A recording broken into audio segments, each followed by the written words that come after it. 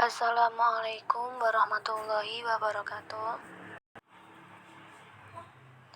Kami dari kelompok 2 yang beranggotakan Naura Ramadhani, Farah Hanifah, Rizka Amalia Salsabila.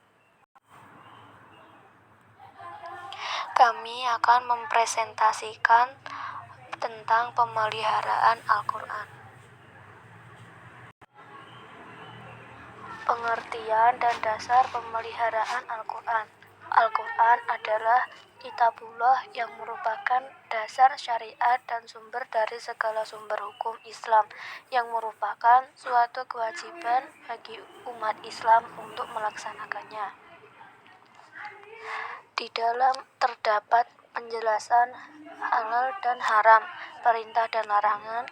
Al-Quran menerangkan budi pekerti dan sopan santun yang harus dipegangi pula untuk mendapatkan kebahagiaan sebagai sumber hidayah. Penyebaran Al-Quran ke seluruh dunia, bahkan hingga ke Indonesia, itu disebabkan terjaganya Al-Quran dengan cara melalui hafalan dan penulisan, baik itu dengan skala besar maupun kecil. Dapat dipahami bahwa yang dimaksud pemeliharaan Al-Quran adalah proses pengumpulan, penulisan dan pembukuan serta perawatan ayat-ayat Al-Quran sehingga menjadi sebuah kitab seperti yang kita baca sekarang. Dasar pemeliharaan Al-Quran sejak awal diturunkannya 14 abad yang lalu sampai masa modern saat ini, Al-Quran senantiasa terjaga kemurnian dan kesuciannya. Karena Al-Quran satu-satunya kitab yang dijaga oleh Allah keautentikannya, sebagaimana firman Allah dalam surat Al-Hijr ayat 9 yang artinya, sesungguhnya kami telah menurunkan Al-Quran dan sesungguhnya kamilah yang memelihara Al-Quran. Dari selanjutnya adalah cara pemeliharaan Al-Quran dalam masa Nabi Muhammad. Penulisan Al-Quran pada masa Nabi Muhammad adalah sejarah telah mencatat bahwa pada masa awal kehadiran agama Islam, bangsa Arab tempat diturunkannya Al-Quran tergolong ke dalam bangsa yang buta huruf. Bahkan Nabi Muhammad sendiri dinyatakan sebagai Nabi yang ummi, yang berarti tidak pandai membaca dan menulis. Tetapi bangsa Arab dikenal memiliki daya ingat atau hafalan yang sangat kuat. Maka dengan demikian, pada saat ayat Al-Quran diturunkan, Rasulullah menganjurkan supaya ayat Al-Quran itu dihafalkan, dibaca selalu dan diwajibkan membacanya dalam sholat. Yang selanjutnya adalah cara pemeliharaan Al-Quran dalam masa sahabat Nabi. Yang pertama pada masa Abu Bakar As-Siddiq. Tragedi berdarah di peperangan Yamana yang menggugurkan 70 orang sahabat yang hafiz Quran dicermati oleh Umar bin Khattab, sehingga muncul ide brilian dari beliau dengan mengusulkan kepada Abu Bakar As-Siddiq agar mengumpulkan tulisan Al-Quran yang pernah ditulis pada masa Nabi. Abu Bakar memilih Zaid bin Sabit yang menjadi ketua dalam tim untuk mengumpulkan ayat-ayat suci Al-Quran yang dihafal oleh sahabat dan yang ditulis di hadapan Nabi.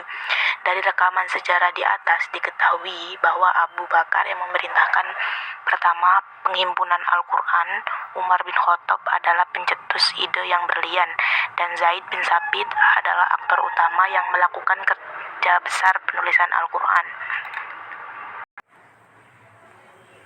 Yang kedua, pada masa Utsman bin Affan.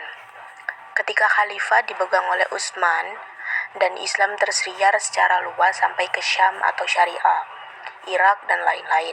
Ketika itu timbul pula suatu peristiwa, yaitu peristiwa bahwa di kalangan kaum muslimin di beberapa daerah terdapat perselisihan pendapat mengenai tilawah atau bacaan Al-Quran.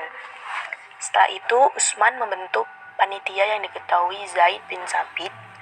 Panitia ini bertugas untuk membukukan Al-Quran, menyalin lembaran yang telah dikumpulkan pada zaman Abu Bakar untuk menjadi mushaf. Dalam tugas ini, Utsman menasihatkan supaya yang pertama, mengambil pedoman kepada bacaan mereka yang hafal Al-Quran. Kedua, kalau ada pertikaian antara mereka yang mengenal bahasa atau bacaan, maka haruslah dituliskan menurut dialek Quraisy, sebab Al-Quran itu diturunkan menurut dialek mereka. Materi selanjutnya yakni cara pemeliharaan Al-Quran pada masa kini dan manfaatnya. Umat Islam di masa sekarang haruslah senantiasa memelihara dan menjaga keautentikan Al-Quran dengan cara menghafal, mempelajari, dan mengkaji Al-Quran, serta memahami makna yang sebenarnya berdasarkan kaidah tafsir, sehingga setiap perubahan isi Al-Quran serta adanya upaya untuk menafsirkan tidak sesuai dengan makna yang sebenarnya dapat diketahui.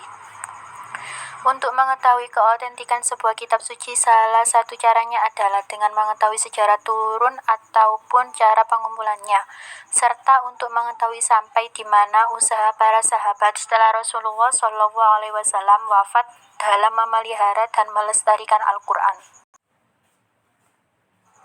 Ada beberapa manfaat yang dapat diambil oleh umat manusia dengan terpeliharanya Al-Quran. Yang pertama, Al-Quran menjadi satu-satunya kitab suci yang sama sekali redaksinya tidak pernah mengalami perubahan. 2. Terpeliharanya keautentikan Al-Quran menjadikan sebagai sumber pertama ajaran Islam yang berisi ajaran sifat yang global dan universal. 3. Al-Quran menjadi Al-Furqan, berarti pembeda. Dengan membaca dan memahami Al-Quran, orang dapat membedakan dan memisahkan antara yang hak dan yang batil. Dan yang terakhir, yakni menjadikan sebagai sumber ilmu pengetahuan.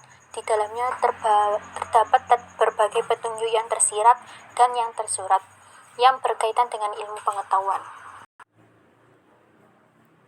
Sekian presentasi dari kelompok kami, kurang lebihnya kami mohon maaf. Assalamualaikum warahmatullahi wabarakatuh.